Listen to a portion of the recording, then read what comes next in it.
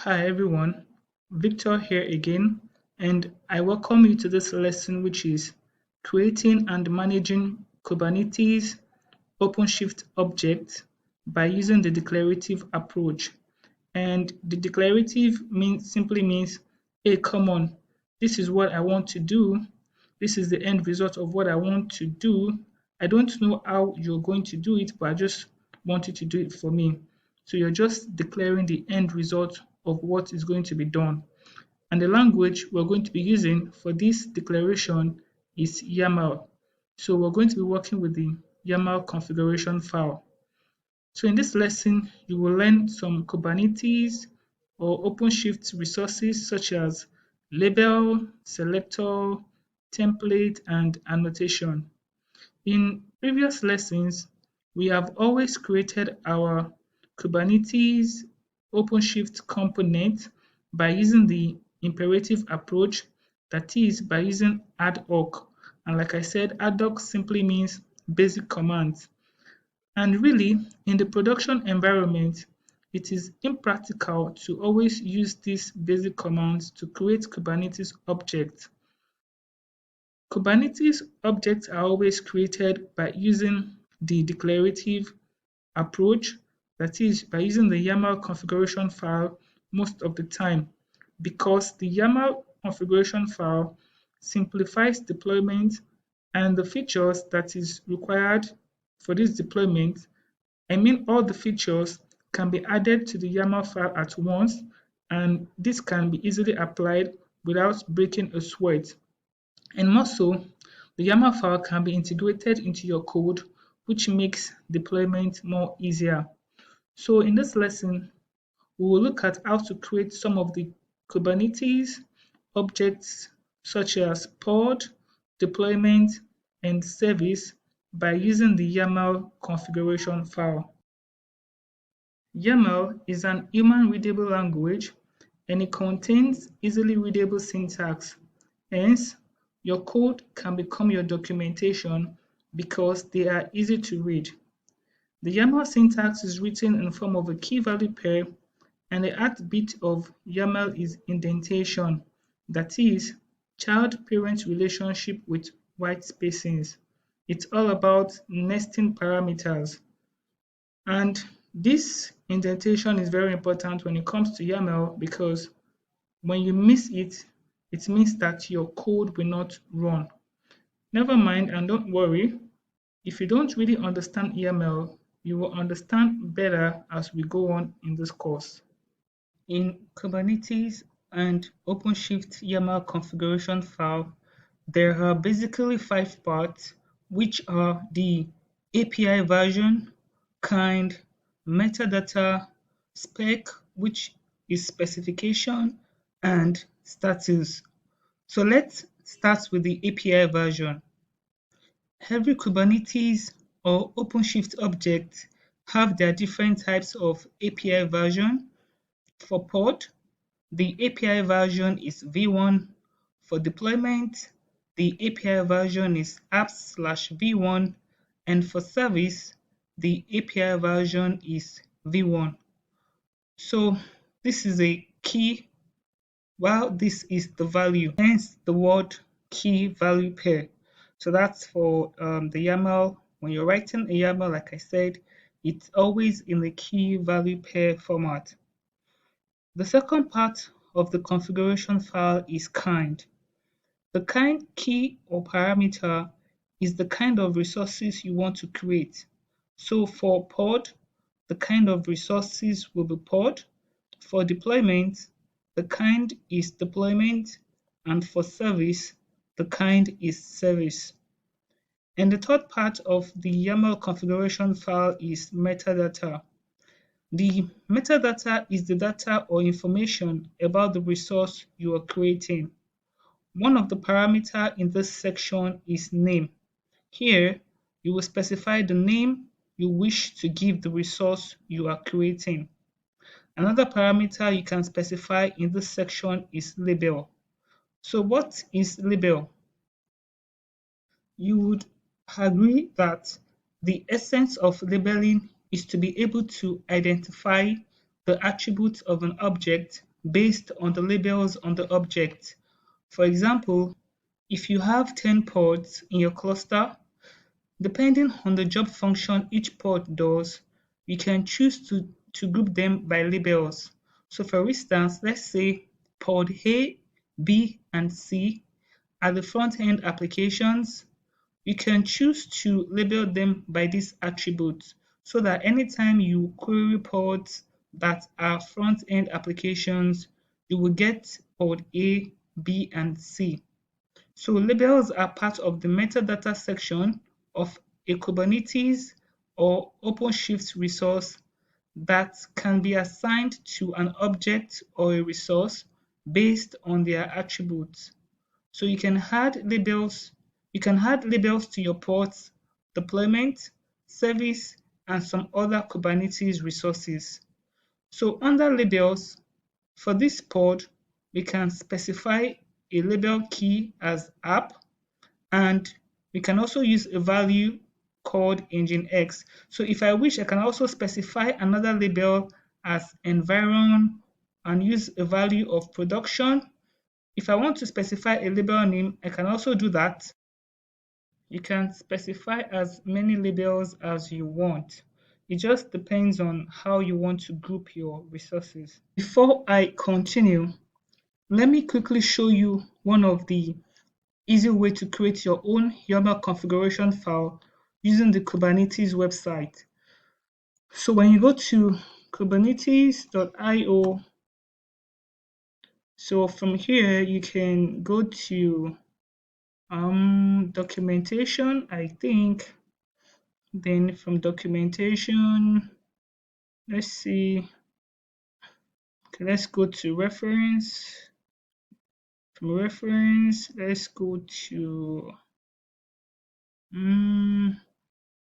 Kubernetes API workload resources. So you can see pod. I can just right click and open pod here. For deployment, I can open it in another tab.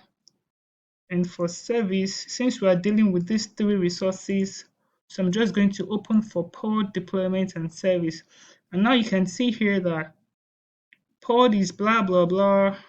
You can see the API version, which is V1. Like I said, they are divided into 5 parts. The API version, the kind, the metadata, the spec, and status. So for API version, you can see that for pod is V1, the kind is pod. If you want to see more information about the metadata, you can click here to see. The same thing goes for deployment, and the same thing goes for service as well, right? So for deployment, for example, let me just open more information about the metadata here.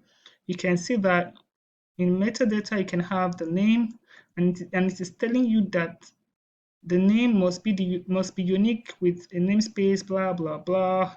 The namespace, the labels, you know. So when you go through all of these, you will see that with the Kubernetes website, you can easily create a YAML configuration file. It is very simple to create. Even if you click here, this port spec, you can see that for port spec, you need to put the parameter containers, and it's saying that the parameter containers is required. And here too, the name string is required. So whenever you say required, it means that you must put in that parameter. Wherever, if you don't say required, it means that you might not really need that parameter. If you don't want to use it, you might not put it, but when you say required, it means that the parameter is required. So meaning that the name of a container is required. Having said that, the fourth part of the configuration file is specification, shortened as spec. You know, when you see a guy or a girl that meets your criteria, you say something like, wow, this is my spec. Now that's simply specification. Yeah, that's simply specification. So this part of the configuration file will contain the specification of the desired behavior of the resource you are creating.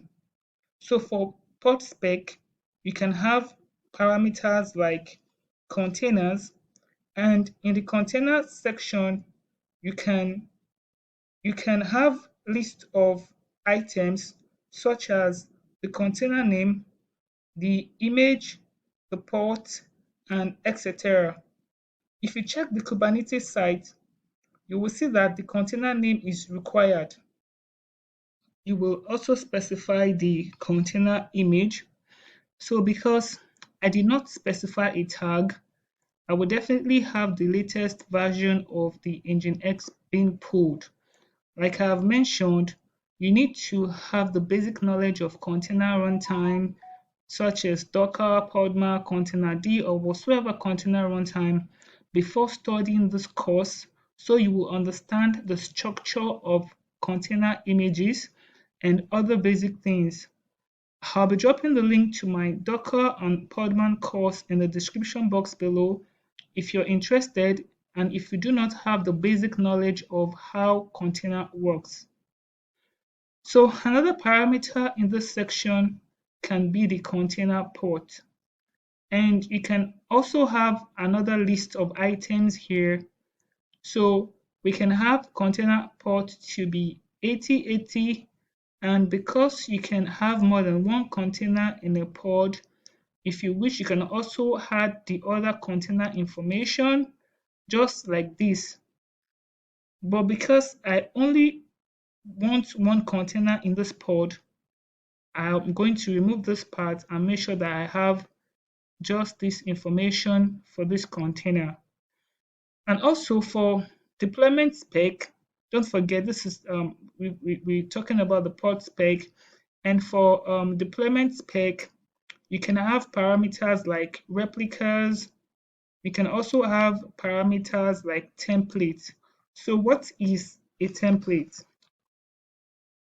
A template is the pod specification. So in this section, in the template section, you will specify the pod template specification. Don't forget that deployment manages pods, so you need to specify the container or pod specs in the deployment too. And this will be done in the template section. In the template section, you can have parameters like metadata, spec, and etc. It's just like, putting the metadata part of the spec part of the pod inside the template section of the deployment configuration file. After all, the deployment manages the pod, so there should be a pod configuration file in the deployment as well. And we can also have parameters like selector in the spec section. So what is selector? Selector work hand in hand with labels to establish connections among other Kubernetes resources. There is a tight handshake between these two resources, label and selector, and label and selector work hand in hand to connect pods and deployment together. Label and selector also work hand in hand to connect services and deployment, and among other resource connections.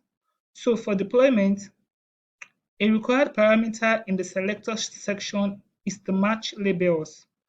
This is actually a label selector. So this will match the label here in the pod section so that there can be a connection between the deployment and the pod.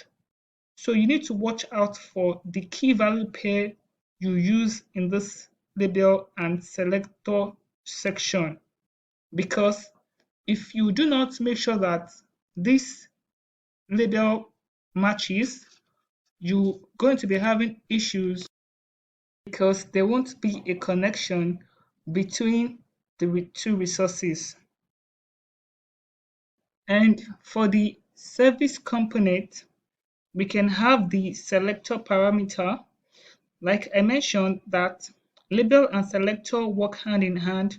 So the selector here, which is the app equals Nginx, will be used to connect this service to the deployment or pod as the case may be.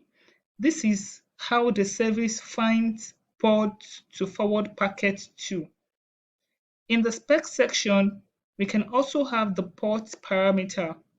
We can specify the name of the port and the port you would like the app to be exposed to, including the target port, that is the port the app uses, and you can also specify the type of service.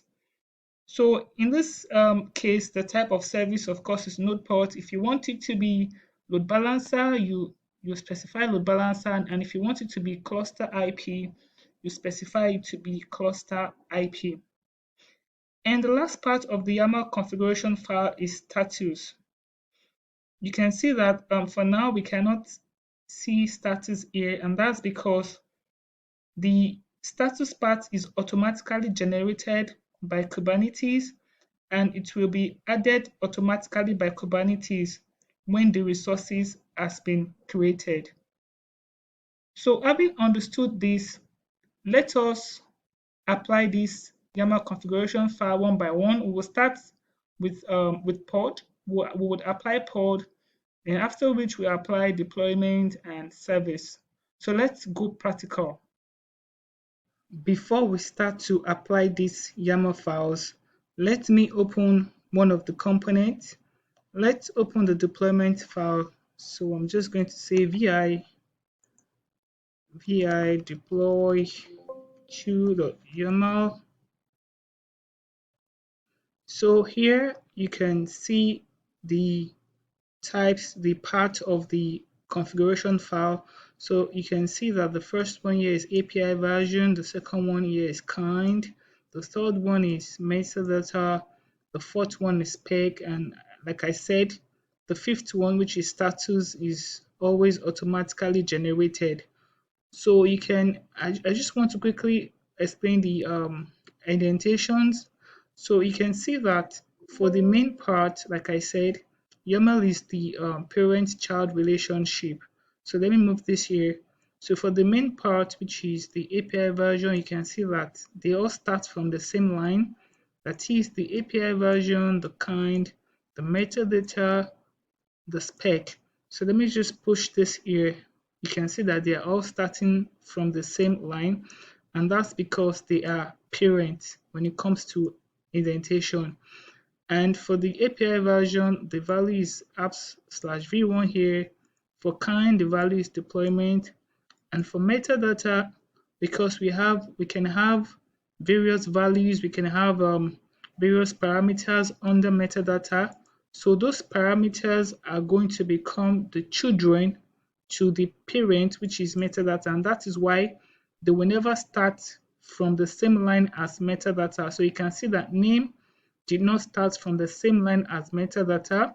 Because it is a child to metadata, it's going to have, some spacings, and then it's going to start from this side, and then you can have the name, you can have the value of the name to be Nginx application.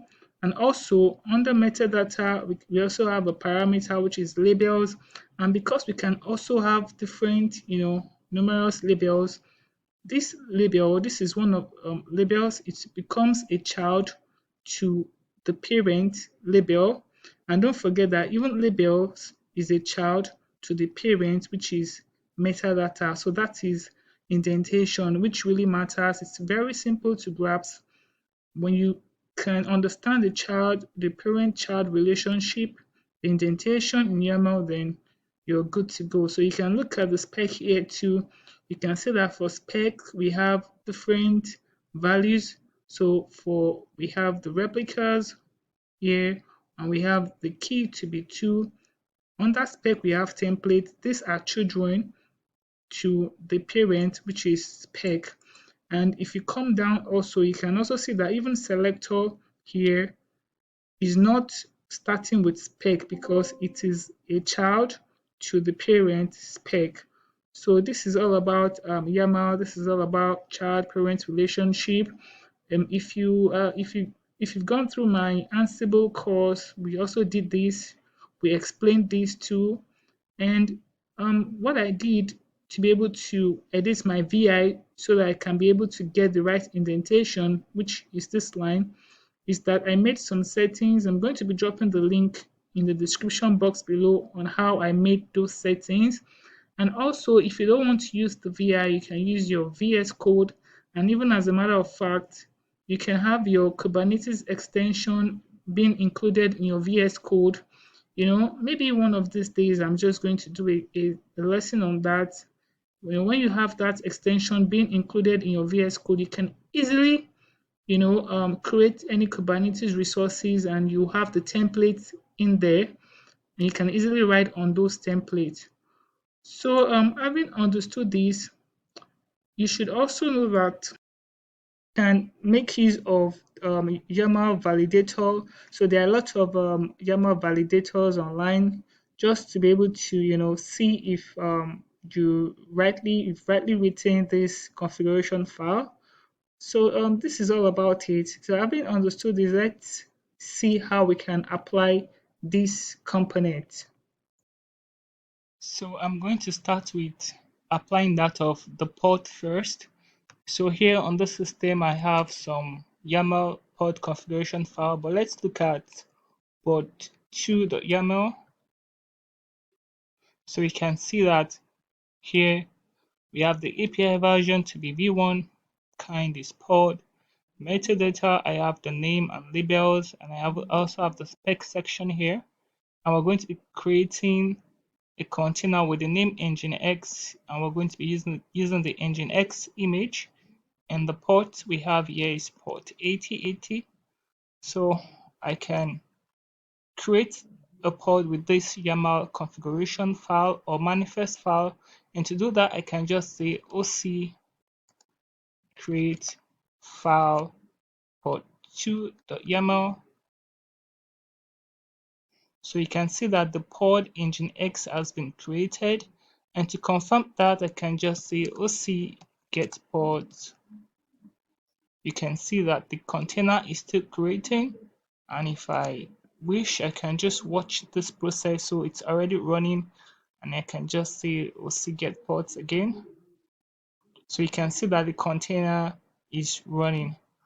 And if I also want to delete this container, I can also use the oc create file. So instead of saying oc create, I can just say oc delete file for 2.yaml. You can see that the container Nginx app has been deleted, and if I say oc get pods, you can see that I can't find the container here any longer. So this is how you use the YAML manifest file to create resources in OpenShift. You can see how easy it is. You can see how you can easily, edit the YAML file if you want to quickly, work with a lot of clusters. So this is why it's one of the reasons why it's better to always use the declarative approach. So let us also create the deployment. So if you look at this deployment file, I can say vi deploy to the YAML. You can see that the API version is apps/v1 kind deployment metadata. We have the name, we have the label, we have the spec, replicas equals 3. So we're going to be creating the we're going to be creating rather 3 replicas of this Nginx pod. And you can see the container here, and we also have the selector here too as well. So I can say oc create file deploy to.yaml. You can see that the deployment has been created. So if I say oc get deployment, you can see here that it's not yet ready. We still have 0/3. If I say oc get deployment again, we still have 0/3. If I say oc get pods, we should see container creating. So they are still creating. So I can just use the watch option here.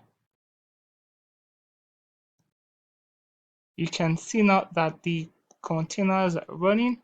So if I say oc get pods, you can see that we have 3 replicas of this pod running. And like I said, if you also want to delete this, I can just say oc delete deployment. also delete the name of the YAML manifest file. So you can see that this deployment has been deleted. And if I say also get port, they are already terminating. If I say also get deployment, I don't have any deployment here any longer. And if I say also get ports, they are still terminating. So I can just use the watch command until they are fully terminated. And I can say also get ports now.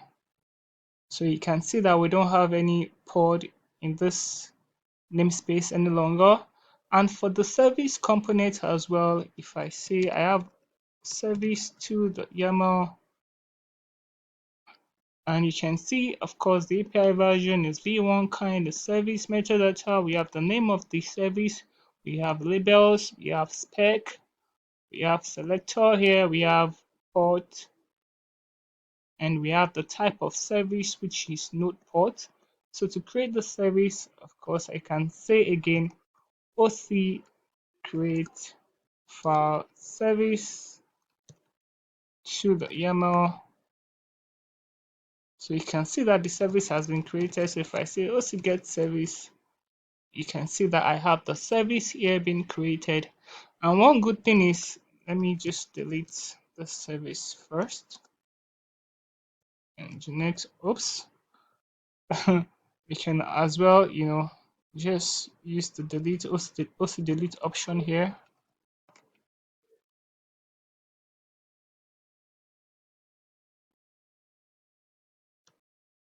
You can see that the service has been deleted. So one good thing I can do is, so let's say cat service to the YAML. I can just copy this. Let me just copy this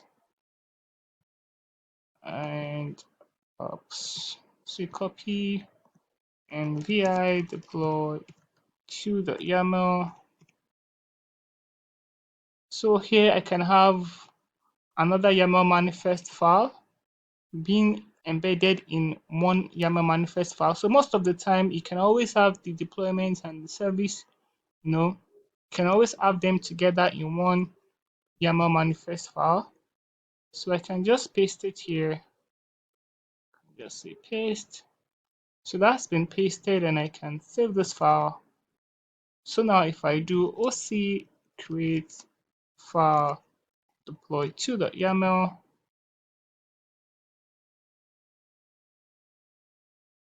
so you can see that we have two components being created, one which is the deployment being created, and the other one is the service as well that is being created.